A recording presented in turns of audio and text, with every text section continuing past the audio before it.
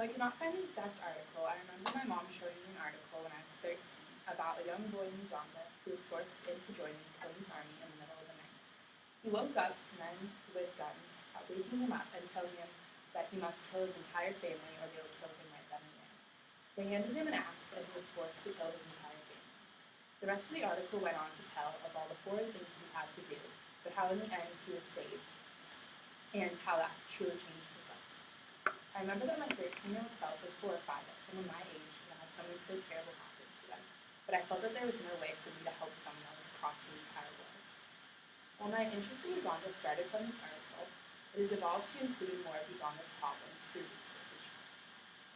After learning more about the prevalence of AIDS and HIV, I was way more interested in Uganda. I found out that it was due to the poor education infrastructure and lack of education about HIV and AIDS specifically that the epidemic was spreading. While it may be far away from us, Uganda is a country in need, and there are steps that we can take to help them with their problem of HIV and AIDS. The problem of HIV and AIDS in Uganda specifically, according to UNAIDS survey in 2001 and 2015, says that somewhere between 7.1 to 7.8% of the population has HIV and AIDS. UNAIDS completed another survey in 2013 that says that Uganda was the third highest in the world for new HIV cases. This is less than only South Africa and Nigeria. So if you look at this chart, you can see that Uganda is right here. So these are in 2013, all the top ranking countries that contributed to new HIV cases. And so only South Africa and Nigeria had higher numbers of AIDS. There's a third survey by UNAIDS that says that there were 83,000 new cases of HIV in 2015 alone. This means Uganda was fourth highest in 2015, so it still continues to be one of the top countries contributing. This is especially dangerous because there's a lack of education relating to AIDS. According to a study by BMC Infectious Diseases, they interviewed 28 couples, and they did not know how it was spread. They thought that condoms were dangerous and that they would make they were more dangerous than just having sex without a condom. So this is part of the reason why AIDS is spread so easily, because people are not educated on how it actually is spread. There is a relatively simple solution.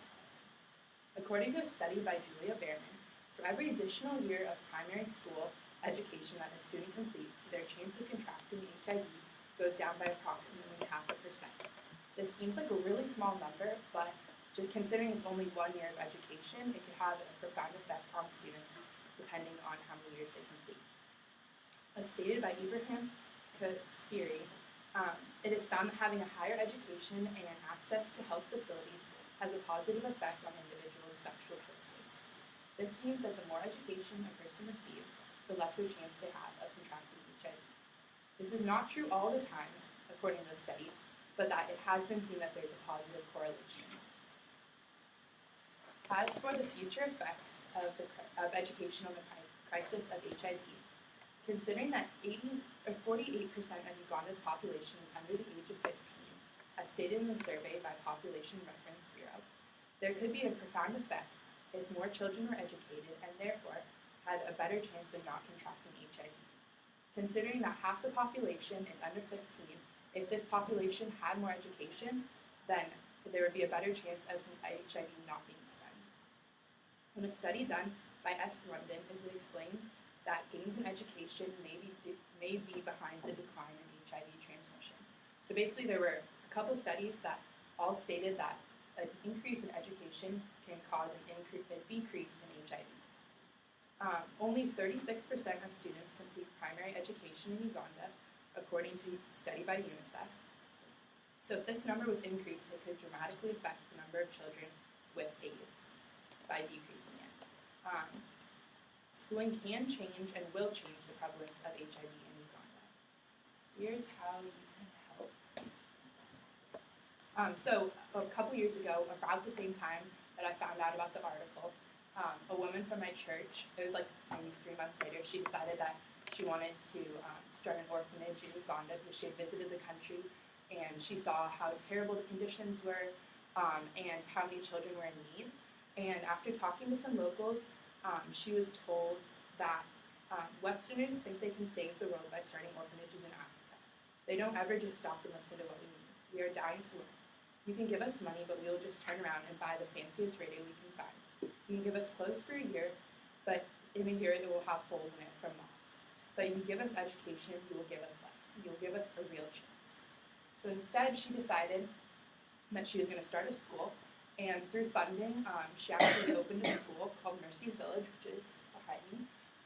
And through it, they educate about 300 kids, and it starts out in first grade. And every year, she gets donations to build the next group of classrooms. So the school is growing with the kids basically. And just this year, actually, they're having their first graduating class that's graduating 8th grade. And so one of the ways you can help is by donating through the website to help grow just this specific school. And for a larger scale way of helping, you can donate to promoting equality in African schools, which is also known as PEAS. And according to their website, they're focused on secondary education, so it'd be the next step up. And they currently educate 16,000 kids. And as said in an article in Daily News, the cost of the first phase of building a school is somewhere between $50,000 to $100,000, depending on the size of the school, which may be too much for us to pay ourselves, but you can have a positive effect on that by donating to a small part of that. I've learned a lot about Uganda in the past 5 years since I read about the young boy. With problems as large as HIV in Africa, it may seem impossible or dauntless to help. Increased education can be very advantageous to the fight against HIV in Uganda, so I hope you will consider donating to a small part of a larger